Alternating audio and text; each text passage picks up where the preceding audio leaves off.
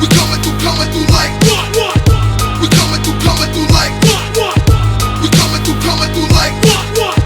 We coming through I'm going in like a deep cut. Niggas better keep shut, or you'll get your ass stomped out and get beat up. Watch how niggas creep up right up on your cheek. What? Rappers better get.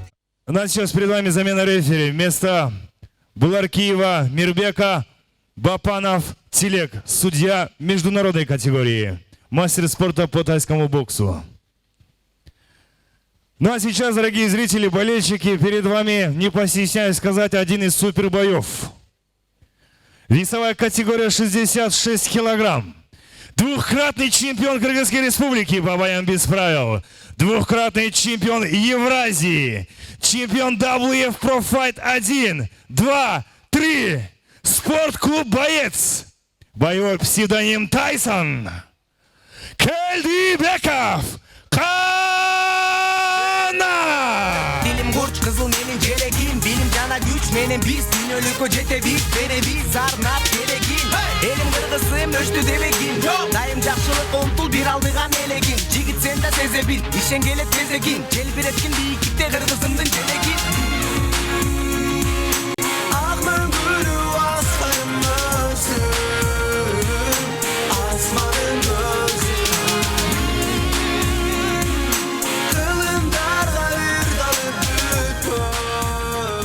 И его соперник, весовая категория 66 килограмм. Уроженец города Нарен, Атбаши. Победитель АКС Панкратион, спортклуб Шаймерден. Эмильбекулу Улан.